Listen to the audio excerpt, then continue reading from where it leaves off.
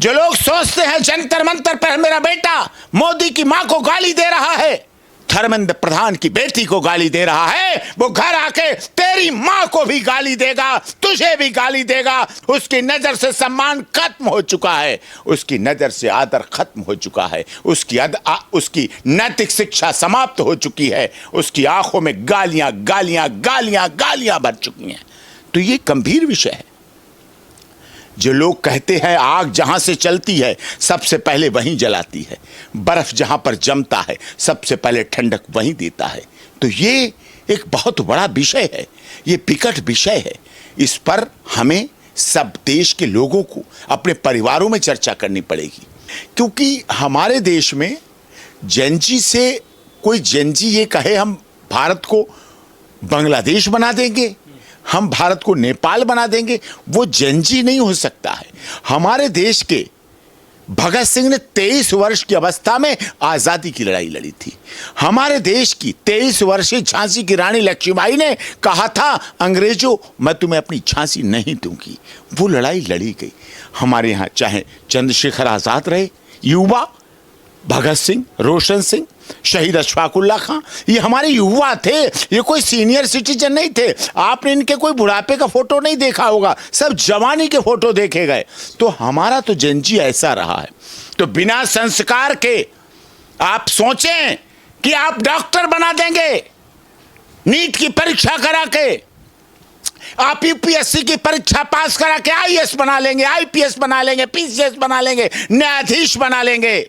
अगर संस्कार नहीं है तो वो आपके बनाना सब बेकार जाएगा। रेमंड के मालिक को अनाथालय में जाना पड़ा, अनाथालय में रहना पड़ा। हमारे जेनजी में के डीएनए में इतनी कमी नहीं हो सकती है कि आपने देखा दिल्ली में, देश की राजधानी में, जहां पूरी दुनिया के राजदूत रहते हैं, दूतावास हैं और पूरे देश के भवन हैं, उस दिल्ली में जवाहरलाल नेहरू विश्वविद्यालय जो कि मोतीलाल नेहरू जी के पुत्र के नाम पर है, कमला नेहरू के पुत्र के नाम पर है, तो क्या जवाहरलाल नेहरू के डीएनए में, मोतीलाल नेहरू के डीएनए में, इलाहाबाद के आनंद भवन की मिट्टी में, जवाहरलाल नेहरू यूनिवर्सिटी की ईंट, सीमेंट, सरिया, लोहा, पानी, हवा और धरती में इतना खराबी आ गई कि एक विश्वविद्यालय के नाम पर, प्रधानमंत्री के नाम पर विश्वविद्यालय हो और दूसरे प्रधानमंत्री को वहां गालियां दी जाए, वहां मोदी तेरी कब्र खोदी जाए, अमित शाह की कब्र खोदी जाए, देश के प्रधानमंत्री के बारे में ऐसा बोला जाए। वही हाल आपने जंतर मंतर पर देखा। ये वही लोग थे जो बोल रहे थे भारत माता तेरे टुकड़े टुकड़े होंगे। ये वही लोग हैं जिन्होंने आतंकवादी अफजल की फांसी पे कहा तुम एक अफजल को मारोगे हम हर घर से अफजल निकलेंगे। ये वही लोग थे। आप संस्कार की बहुत अच्छी बात कर रहे हैं, लेकिन संस्कार क्या इन्हें वहां धरना स्थल पर कुणाल कामरा सिखाएंगे धरना संस्कार? क्या रुधंती राय संस्कार सिखाएंगी जो जम्मू कश्मीर को अलग करने की बात करती हैं? क्या उमर खालिद के पिता, जिस उमर खालिद ने देश को हिलाने और टहलाने की बात की, उसके पिता संस्कार सिखाएंगे? ये तो संभव नहीं है। हमारे देश के जेनजी को भड़काने के लिए इस तरह का ये कार्य किया गया। समय रहते सरकार ने भांप लिया, समय रहते सरकार ने भांप लिया और धर्मेंद्र प्रधान जी का धन्यवाद करता हूं, उन्होंने तुरंत इस्तीफा दिया। उनसे प्रधानमंत्री ने इस्तीफा नहीं मांगा, कैबिनेट इस्तीफा नहीं मांगा, महामहिम राष्ट्रपति जी ने इस्तीफा नहीं मांगा, भारतीय जनता पार्टी ने इस्तीफा नहीं मांगा। उन्होंने स्वयं अपनी इच्छा से, स्वेच्छा से 2 पेज का पत्र लिखकर इस्तीफा दिया और कहा कि हम अपने छात्रों, हम अपनी छात्राओं, हम अपने युवाओं, हम अपने युवकों को पथ से भ्रष्ट नहीं होने देंगे, किसी तरह से भी पथ से भ्रष्ट नहीं होने देंगे। ये भाव सबने देखा आपने और सुना गया। इसीलिए ये सब चीजें आप देखिए किस तरह से, कैसे कैसे, क्या क्या हो रहा है और क्यों क्यों हो रहा है। इसके पीछे एक साजिश है, विदेशी फंडिंग है। हमारे देश का युवा जो अपने माता पिता के सुबह पैर छू के आता है और शाम को पैर छू के सोता है जाके, क्या वो अपनी मां के जो पैर छूता है वो मोदी की मां में फर्क करेगा और मोदी जी की मां को गाली देगा? जो युवा अपनी बहन के पैर छूता है वो धर्मेंद्र प्रधान की बेटी को गाली देगा क्या? जो युवा अपने घर में संस्कारों से रहता है, सम्मान से रहता है, वो क्या दिल्ली पुलिस के उन अधिकारियों, constable, head constable, ASI, SI, ACP, DCP पर पथराव करेगा? जिस दिल्ली पुलिस ने संसद की गरिमा बचाने के लिए, देश की गरिमा बचाने के लिए संसद में शहीद हो गए, लेकिन संसद के मान सम्मान को कभी चोट पहुंचने नहीं दी दिल्ली पुलिस ने। जब जम्मू कश्मीर से आरडीएक्स लेके चला तो इसको हरियाणा में पकड़ने का काम दिल्ली पुलिस ने किया। जब लाल किला पे बम ब्लास्ट करने आतंकवादी पहुंचे, उनको नियंत्रित करने का काम दिल्ली पुलिस ने किया। आप क्या दिल्ली पुलिस के किसी के माता पिता नहीं है? क्या वो अनाथ हैं? क्या दिल्ली पुलिस के वालों के बच्चे नहीं हैं? क्या उनके बच्चे नीट नहीं करते हैं? क्या उनके बच्चों के पेपर लीक पर दुख नहीं होता है? लेकिन उन पुलिस वालों पर पथराव किया गया, ये सबने देखा है। और सबसे बड़ी बात, आप तो देश के वरिष्ठ पत्रकार हैं, आपका डीडीएन न्यूज चैनल सब दुनिया में देखा जाता है। एक गरिमा है, एक पत्रकारिता की इमेज है आपकी। आपने देखा इस देश के जितने नेता थे विपक्ष के, सारे वहां सेल्फी लेने, social media, Facebook page, Instagram, media breaking सब कुछ करने पहुंचे। सबने अपना अपना काम किया, लेकिन जब उड़दंग हुआ तब कोई नेता नहीं था, कोई सांसद नहीं था, कोई राज्यसभा सांसद नहीं था, कोई विधायक नहीं था, कोई किसी तरह की पार्टी का राष्ट्रीय अध्यक्ष नहीं था, किसी पार्टी का महासचिव नहीं था, कोई वहां अपने ब्लॉक का भी प्रमुख नहीं था, कोई किसी पार्टी का चुड़ैल नहीं हुआ। चोट लगी हमारे निर्दोष, निसहाय, निहत्थे बच्चों पर, जिनको हथियार बनाकर, मोहरा बनाकर उनके साथ ऐसा किया गया।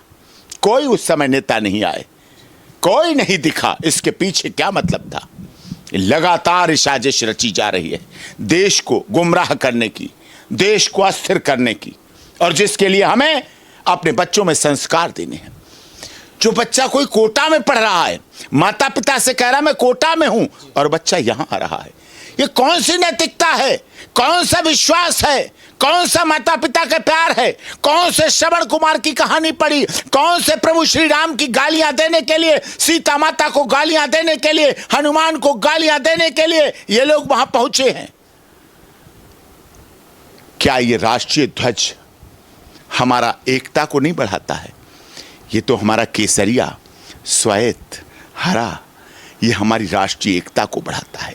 ये तीलियां हमें संघीय ढांचे को बताती है कि जितने हमारे राज्य इस तिरंगे में समाहित हैं, इस राष्ट्रीय ध्वज में समाहित है, ये तो दुनिया को हम बताते हैं।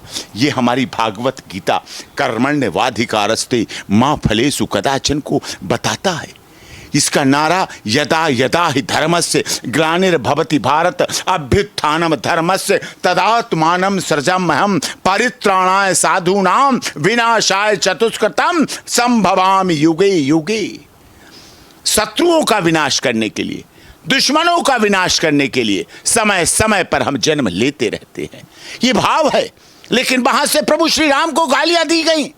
लेकिन अगर प्रभु श्री राम के महाबली हनुमान ये गदा उठा लेते, अगर महाबली हनुमान ये गदा उठा लेते, तो क्या होता उन लोगों का जिनकी संख्या 2500 अपराधियों की संख्या है। 2500 अपराधी फेस रिकग्निशन सिस्टम के द्वारा, FRS जो फेस रिकग्निशन करता है चेहरे का, सिस्टम है उससे पता चला वो कौन लोग थे जो जंतर मंतर पर संविधान की दुहाई देकर जो पत्थर लेकर पहुंचे, उस पुलिस पर पत्थर मारे जो इतने दिनों से पुलिस उनकी रक्षा करने में लगी थी, उनकी सुरक्षा करने में लगी थी, उनका संरक्षण करने में लगी थी। अच्छा सर, ये भी कहा जा रहा है कि छात्रों के आगे सरकार झुक गई। विपक्षी नेता कह रहे हैं कि सरकार को आखिर झुकना पड़ा। पहले कहते थे कि इस सरकार में इस्तीफे नहीं होते हैं, लेकिन आखिरकार सरकार झुक गई, घुटने टेक दिए। सरकार किसके आगे झुकेगी? हमारी सरकार का नारा क्या है? जनता की सरकार, जनता के द्वारा, जनता के लिए। We the people of India, हम भारत के लोग, ये हमारा नारा है, ये हमारी वास्तविकता है, ये हमारी यथार्थता है, ये हमारी गंभीरता है। सरकार जनता के लिए बनी, जनता सरकार के बल बनी। लोकतंत्र में झुकने का मतलब नहीं है, लोकतंत्र सम्मान का है और लोकतंत्र सम्मानित तरीके से चलता है और उसी के तहत कार्य होता है। और जिस तरह से लोकतंत्र है, जहाँ पक्ष है, जहाँ विपक्ष है, जहाँ सत्ता है वहाँ विरोध है, ये तो जीवन की एक दिनचर्या है, होती है, होनी चाहिए। लेकिन जिस तरह से वहाँ पर बदलाव होता चला गया, जिस तरह से पेपर लीक का विषय था, पेपर लीक पर बात शुरू हुई, पेपर लीक पे ही ख़त्म होगी।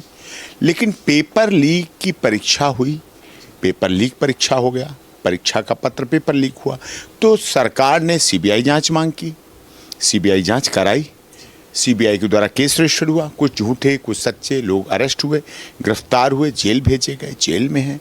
उसके बाद नीट की परीक्षा हुई, परीक्षा के बाद रिजल्ट जल्दी आना जरूरी था जिससे समय न खराब हो। 12.5 लाख के करीब छात्र पास हुए, वो समस्या निपट गई, वो चैप्टर क्लोज हो गया। उसके बाद विपक्षी दलों को लगा कि शायद इससे तो कुछ बन नहीं पाई बात, इसका फ़ायदा लें। तब अखिलेश जी, राहुल जी, चंद्रशेखर जी, ये सब लोग निकले, अरविंद केजरीवाल जी, इन सब ने क्या सोचा कि अब राजनीति को भुनाने का है, कैश करने का है। तो इसके लिए इन्होंने जंतर मंतर का मंच सजाया। और इस जंतर मंतर पर जो मंच सजाया गया, ये पहली बार नहीं सजा। आपको याद होगा ऐसा ही मंच शाहीन बाग में सजाया गया था, तब एनआरसी को लेके सजाया गया था। तब भी यही चेहरे थे, यही लोग थे, यही लंगर चलाने वाले थे, यही भंडारा खिला रहे थे, यही उपद्रव कर रहे थे, यही पुलिस को गालियां दे रहे थे, यही सिस्टम को गालियां दे रहे थे। उस शाहीन बाग में भी संस्कार नाम का कोई नामो निशान नहीं था। किसान आंदोलन हुआ, किसान आंदोलन पहले भावना अच्छी थी, पहले किसान अच्छे थे, लेकिन उसको बाद में किस तरह से लाल किला पे हमला हो रहा है, लाल किले पे झंडा लहराया जा रहा है, राष्ट्रीय ध्वजों के साथ, राष्ट्रीय स्मारकों के साथ, राष्ट्रीय प्रतीक चिन्हों के साथ खिलवाड़ होने लगा। वो भी दृश्य आपने देखा। यद्यपि कि हमने किसान आंदोलन में किसान बिलों के खिलाफ लड़ाई लड़ी और सुप्रीम कोर्ट से स्टे मिला, तो वो भी आपने देखा। उसके बाद ब्रजभूषण शरण सिंह का हरियाणा में चुनाव और ब्रजभूषण शरण सिंह को ले आए। जंतर मंतर पे ही उनकी कोठी और जंतर मंतर पे ही गद्दे लग गए, बिस्तर लग गए, रजाई लग गए, पहलवानों का शुरू हो गया। फिर वही चेहरे, फिर वही अरविंद केजरीवाल, फिर वही संजय सिंह, उस समय जेल नहीं गए थे, फिर वही सारे राहुल गांधी, प्रियंका गांधी।